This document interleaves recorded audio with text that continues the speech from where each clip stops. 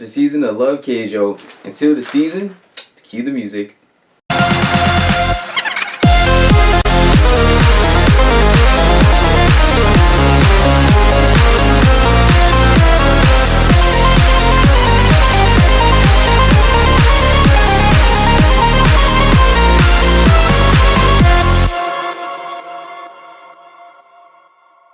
Alright, the reason I'm dressed like this is because this is the last episode of Keijo, guys. This is important. Let's take it serious. Let's be professional about this. Well, first off, okay, we got Kaya, who, you know, who's Maya's other personality, who is kind of reminds me of Akashi from Kuroko. I had two split personalities technically, and you know, but this one, it took it real far. This one's sort of a vampire with it, to be honest, like Mocha-san, and she, you know, she gets rid of her own partner, which just shows it just how much she cares for like her comrades, really, to be honest, because she just gets rid of Tai, and I'm fine that she got rid of Tai because Tai sucked in my opinion. And then even like you know, she is really strong. Even like Sai was like, hey guys, you know, I wouldn't get in between your fight with her Nozomi, but you know, she's really strong, so you know, we got to take this step by step, which kind of sucks that she said it, only because in the end she did get taken out right after she said that, when she tried to do the quick draw of Gazangas, but then got, you know, countered by the bare-breasted catch, which actually did move her out of the way. And after that, Rin tried to go and attack her, but she got caught by the butt vice,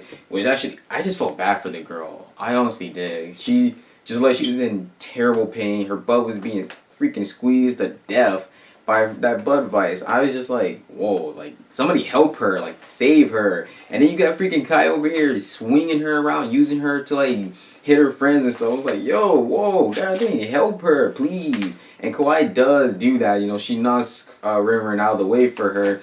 And then, you know, she does, I believe it was called the Heartbreaker, when she was like, oh yeah, you know, she shouldn't be able to move at this moment. But boy, man, that didn't even affect Kaya. She's like, that didn't hurt a damn bit. Took out Saya, got rid of her, made her no longer a threat. And she notices Nozomi, and she's like, oh yeah, you're the one that made Maya cry, you know, I'm gonna make you feel the worst pain. And she does Nipple Ripple Madness, which was actually an interesting move, which really got me off guard, because her left boob was vibrating, I believe, and then she smacked her right boob against it. It made a big shockwave and kind of like mesmerized Nozomi's senses. And after that, she just goes ham on her, just hitting her and hitting her and hitting her, which was actually some great Keijo technique skill. And like, as fighting style wise, I think she looked the one, like the true, like, that she looked like they were actually punching somebody with their boobs and stuff. And she looked like she doing like regular move sets. And it got to a point where she's fighting all three of the girls, and then the three of them including her, collide butts, and then she ends up knocking them all three in the air, and went for Nozomi first, slamming her to the ground, but Nozomi landed on her feet as the others are there as well. And then, like, you know, Kawaii, she already notices it, she already realized it, because she notices Nozomi realizes that they can't beat this girl. Three of them they just can't.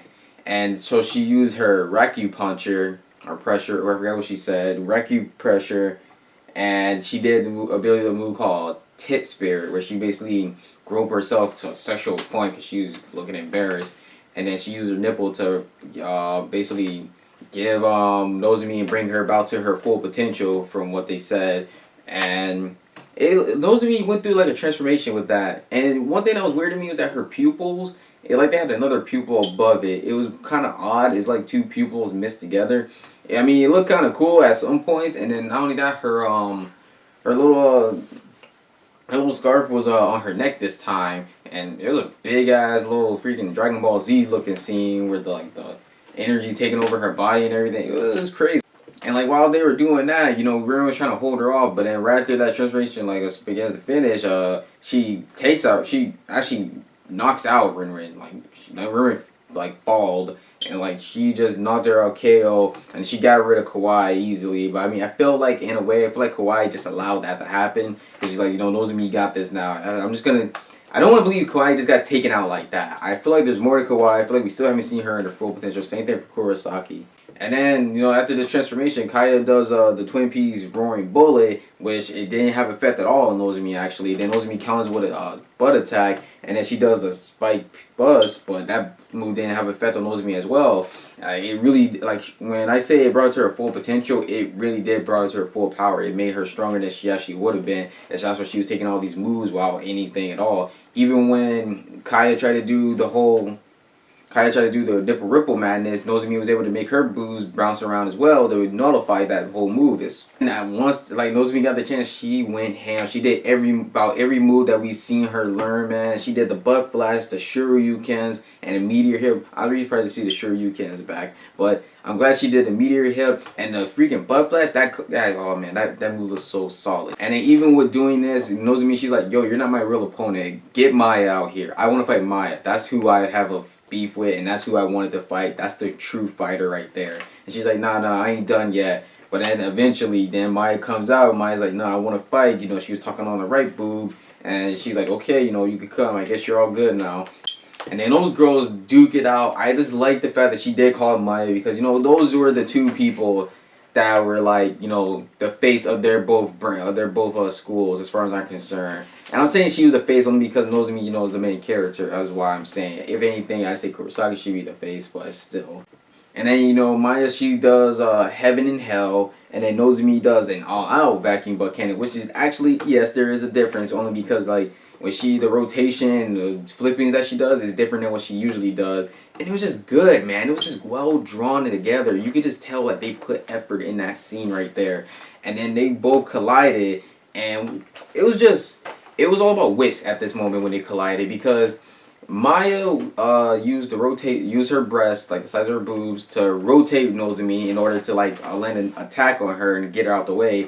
But the thing that made that like amazing was that you have Yujube calling out Nozomi name, and then the sound in the background just stopped, and she yelled her out name, and then Nozomi's like, I ain't out yet. Oh man, it just looked good. I just imagined it in English. I guess that's why, but it just looks so good, so solid. I just love the girl. She used the rotational energy that she was able to build up, and then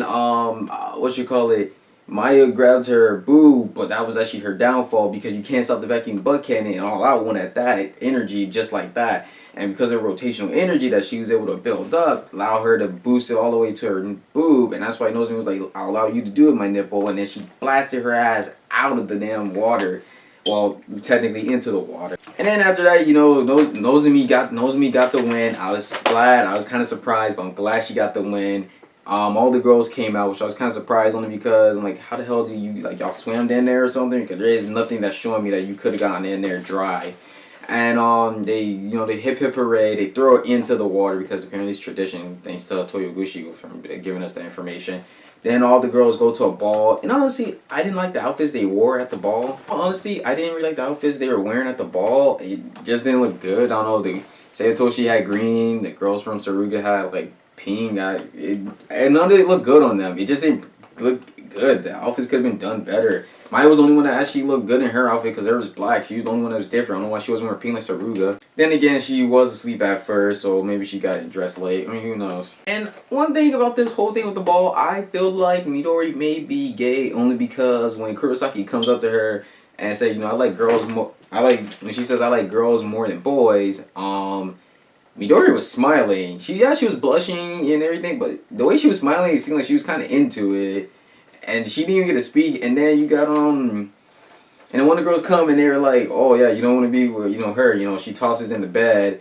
And I'm not saying that's whatever reason why I'm saying, like, you know, she might be gay. It's just like, yeah, what you be trying to say by that? I just feel like, you know, there was something like just this little thrown in there. And then what kind of surprised me actually was that the school, like them being in that school was over, it was done and everything. But you know, it kind of makes sense because there's only 2 Keijo schools, so it's like, what else do you expect to see when they're in school?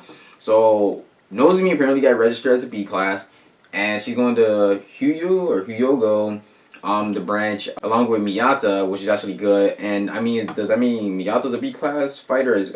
B class player as well?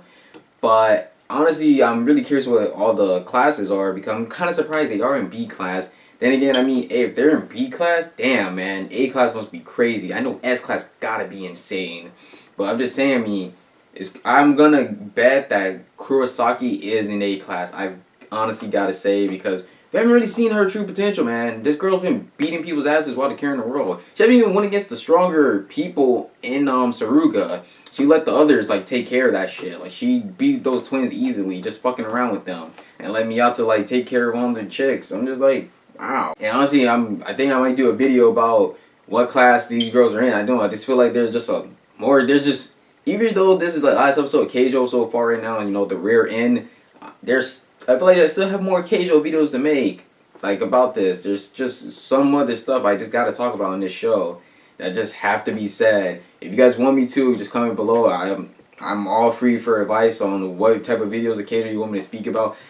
Honestly, that manga is still going. I think I'm actually gonna try and read it because goddamn, I don't know if I can wait any longer to learn about Keijo. I gotta see these girls in the actual sport in the professional area.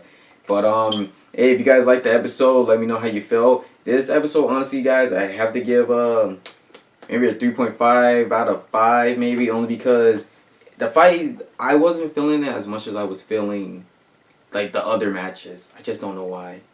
That's just honestly how I feel. I love that. I like the episode. It was a good episode. It really was. But it's not in my, I don't think it's in my top 5 favorite episodes. I'm not gonna lie. But hey, if you liked the episode, let me know how you feel. If you didn't like the episode, just comment below. I'm just curious on how you feel about it, guys. If there's any animated trailers or movies that you guys want me to talk about, I might talk about Rogue One when I get the chance to see it. And then, you know, just comment below if you want me to. If anything that you have any interest in, I'm always willing to take any advice. I'm always willing to take anything that you guys want me to see. And okay, guys, I'm Red Star Geek, and I'm signing off. Like if you dare, subscribe if you care. I'm like a star, I'm burning out fast. I try to shine, but it's never gonna last.